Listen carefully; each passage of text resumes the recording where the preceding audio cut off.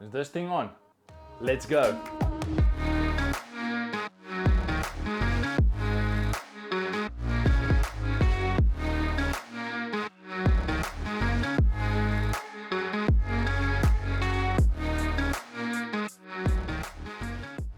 So this is a blue epoxy rivet table, and in this week's episode I am going to show you exactly how we built it. I'm going to show you our step-by-step methods and techniques we took in building this beautiful table. And you guys do want to stick around until the end of this video because we got a really cool Black Friday announcement we want to share with you guys. Maybe you're gonna benefit from it. Starting off this week's episode, we are placing our slabs on top of a white melamine sheet. Now, the reason for that is the white melamine sheet is basically the final size for our table. But the slab, as you can see, we already pre-cut in half, but it's longer than my white melamine sheet, meaning I have to trim those edges off. And trimming those edges off, I am getting my HK 85 Festool track saw out. And what I love about this machine is a very powerful machine and can cut up to 85mm thick with one go. Obviously you need to have the correct blade on. This is not a finishing blade, it hasn't got so much teeth as a finishing blade. So the next step in our project is to build a mold for our epoxy table. Now a mold is basically like a dam. It's to capture all the epoxy inside so it's not leaking out. Now the reason why we use white melamine is the melamine on the chipboard, the epoxy doesn't penetrate into the wood. Obviously you have to apply wax in your mold. Once it's done, that's going to prevent the epoxy from sticking to your mold. Now the very crucial step, and as you can see, I am installing side panels on this mold. Now the reason for that is obviously for the epoxy not to leak out, but you need to make sure that the side panels are always slightly higher than your slab. And what I'm doing now is applying silicone into the edges of my epoxy table. That's going to prevent the epoxy from leaking out. And as I mentioned before, to make sure the epoxy is not going to stick to your mold, you have to use a wax release mold agent. That is a super critical step in this build.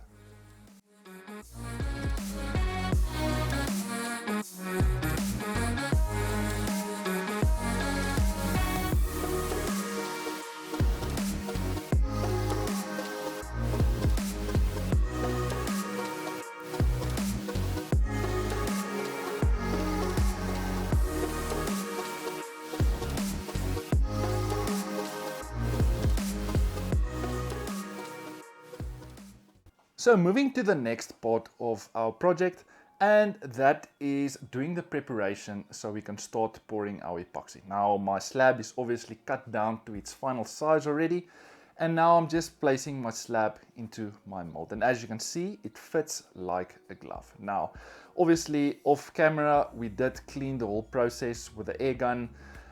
We did place clamps to hold the wood down, because once you're going to start pouring your epoxy, the wood will obviously move out of place, and it's like wood getting into contact with water, it's gonna float, so you have to clamp your wooden pieces down. So the next big tip I want to share with you guys, and we basically do this with all our tables, it's all dependent on the season we are currently in. So now we are currently in summer, meaning that once we plan to pour our epoxy, we place our part A and our part B outside in the sun so the epoxy can warm up a bit. That's going to make the epoxy more in a liquid form. Take it like if, say it's winter season and your epoxy is standing in your shop. The epoxy is gonna be very cold, meaning it's not going to be that liquidy. Now the reason why we do this is to prevent air bubbles.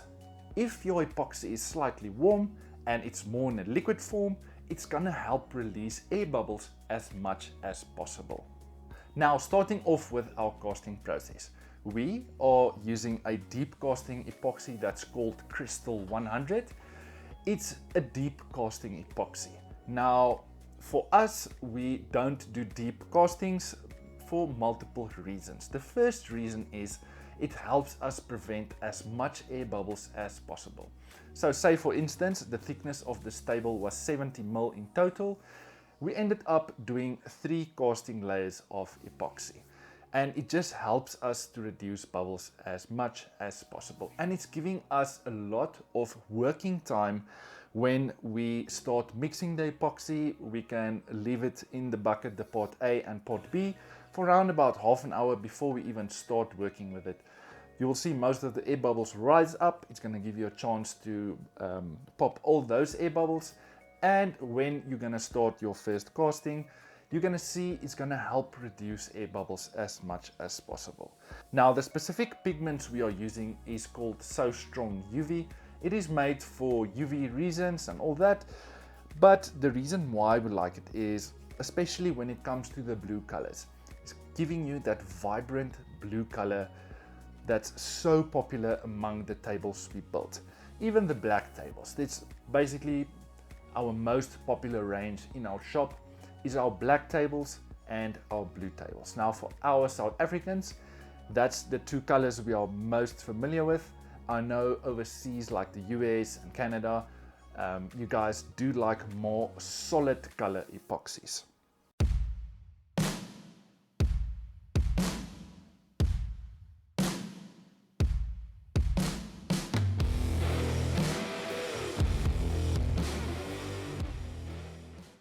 Another big tip I want to share with you guys is once you're done pouring your epoxy, we will typically leave our table for around about 20 to 25 minutes. We will come with our gas torch and we will pop most of the air bubbles. Moving to the next part of our project, and that's by removing the mold from our table. And for us that's got a small woodworking shop, we obviously haven't got a massive CNC machine. Now the reason for this is your table is obviously not level. Even your casting table is going to be as level as possible, but I don't think it will never be super 100% level. And as you can see, I'm busy loading multiple tables on a trailer. That's because we're going to take it to a local supplier that's got a CNC machine. Now we didn't obviously record this step because I have to leave my tables there and I actually have to come back to the shop to continue with other work. Now the next step in our project is to close all the small imperfections, the cracks and the holes in our epoxy table. Now there's 2 products we use for this. In some cases, when our wooden slab is extremely dry, then we will come and coat the complete surface of our table with a very thin layer of epoxy. And then after, we will come and close all the small little holes and cracks. And the reason for this is, if you are not going to cover your complete surface with a very thin layer of epoxy, and you're only going to close the cracks and holes, it's going to leave a stain afterwards once you're going to come and sand. That's why we stain the whole slab if we're going to do this step. And what I love about this step is, for some reason, I don't know why, but every single time we apply a very thin layer of epoxy, we will come and sand it afterwards. And then after the oiling process and delivering the table, for some reason, this step pops the grain of the wood so much, and I don't know why, but we had this a few instances because sometimes we don't have so many imperfections on our tables like cracks and holes, and we only fill those with a quick set epoxy that's not going to leave a stain. And then the table is also beautiful, but it's not popping the grain as much as if we, in the steps that I'm showing you now, we completely cover the surface with a thin layer of epoxy. I don't know why this is, but it is just the way it is. And we're building hundreds of these tables each year, and we experience this every single time. So maybe we should just cover it all the time with a thin layer of epoxy. But this step unfortunately does take a little bit of time because we're doing the same step both sides on top and at the bottom of our table. Now once we apply a thin layer, we have to wait like 2 days for the epoxy to set fully, and that's a total of, well, 5 days, because you're gonna have to wait for both sides to dry. So guys, just a quick one. I did mention a Black Friday special. We currently have a promotion running on our Epoxy online masterclass. It's basically where I'm going into detail on how to build a successful epoxy table the first time. It's a 3 hours course, and I can promise you by the end of this course, you'll be able to build an epoxy table successfully. Now the price for this course did go up $150, but for the end of November, we're gonna keep it at $89. So you guys do wanna go and check it out before that prices are going up. And I am going to leave a short preview at the end of this video so you can see what the course is all about. Moving to the next step in our project, and that's by cutting our slab down to its final size. And I always mention this in all my videos.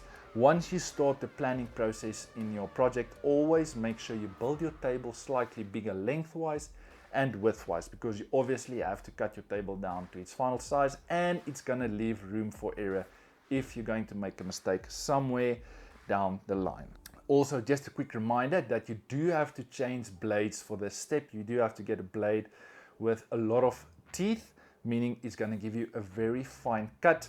You'll see if you're going to use the wrong blade, it's going to look like it's ripping the epoxy out. You're going to have a lot of small little pockets, scratches when it's going to come to the part where you're going to cut the epoxy down to its final size. Moving to the next part in our project, and we obviously did skip a few steps. I did sand the table down to 180 grit, the wooden section.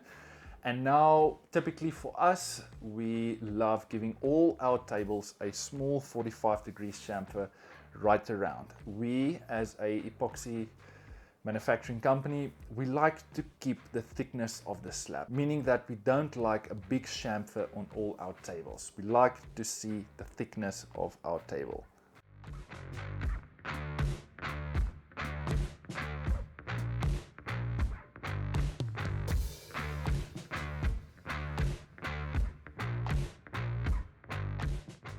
So fast forwarding a lot of steps, this is the underside of our table, and as you can see, we are done with the oiling process. For this project we went with Odie's oil. I'll give you some more explanations in this video to follow, but this is just to give you a good idea of it looks. And this specific table for our client is 2.4 meters long, and it's absolutely beautiful. And while you're at it, you can see I'm busy updating my social media pages. You guys are absolutely more than welcome to follow me on my social media pages for more behind the scene footage and a lot of announcements we got going on there. I am going to leave a link down in the description where you can find our social media pages.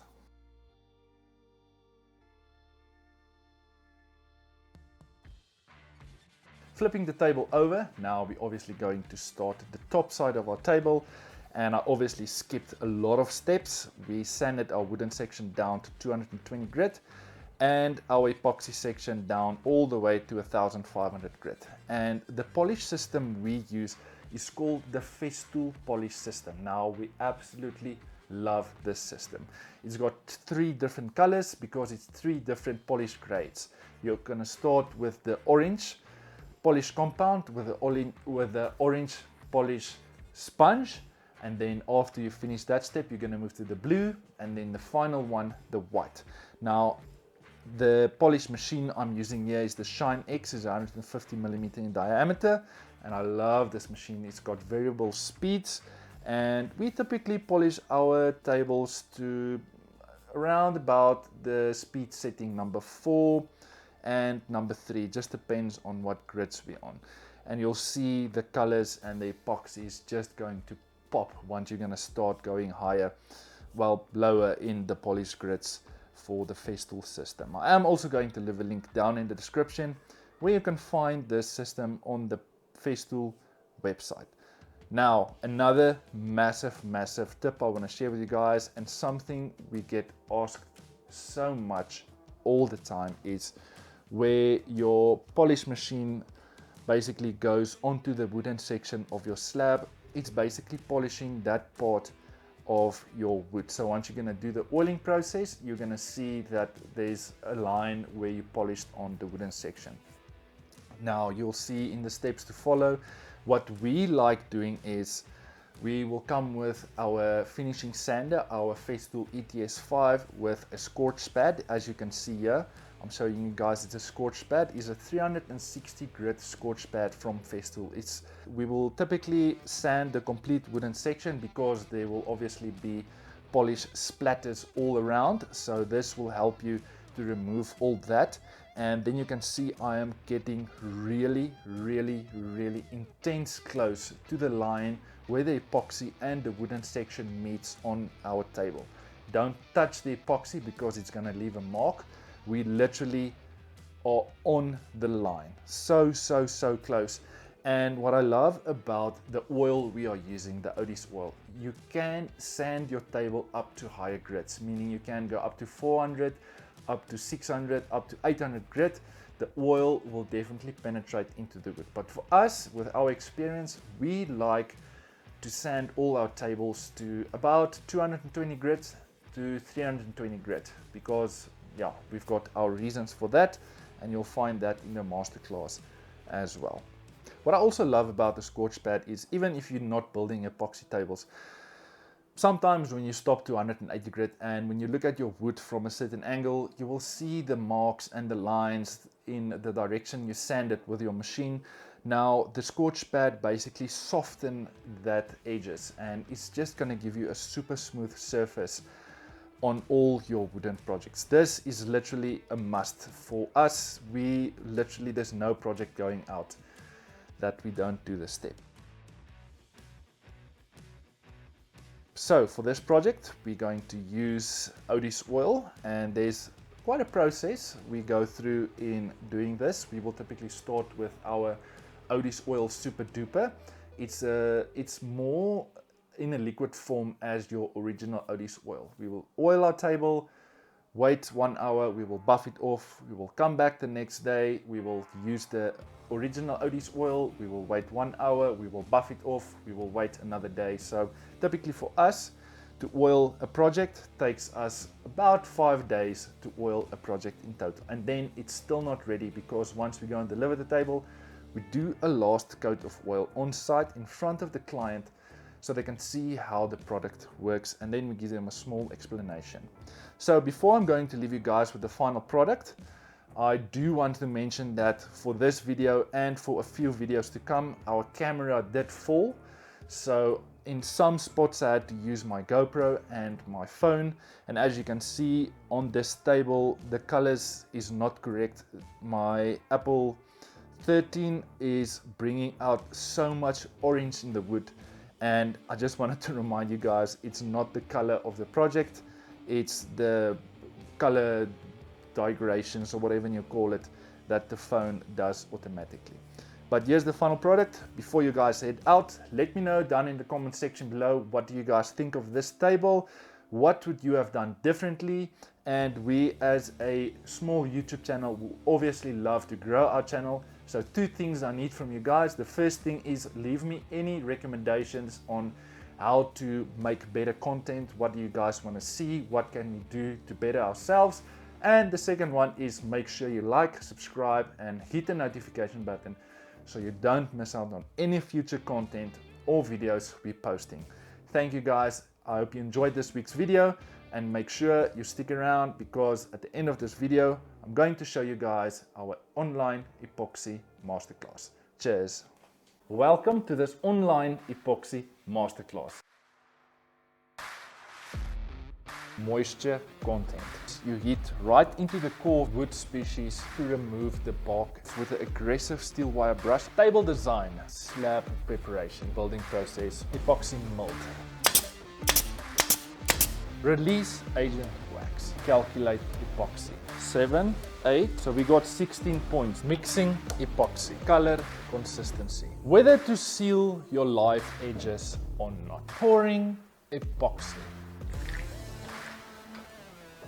Sanding between layers, sanding grooves inside your epoxy, dealing with bubbles. Maximum depth, curing time, removing the table from your mold. Our local CNC supplier. Start sanding, cutting your table to size and edge. Filling the cracks and holes. Smoky finish, high gloss see-through finish. Wood surface finishing, tabletop supports. To drill into our wooden section. Our online Epoxy Masterclass is finally here.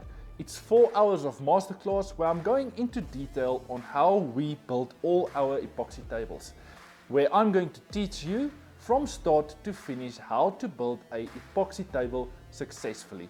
I'm going to show you all our methods and techniques we take in our everyday business building epoxy tables successfully. Down in the description of this video, you're going to find the details on how to purchase this masterclass. You don't want to miss this one.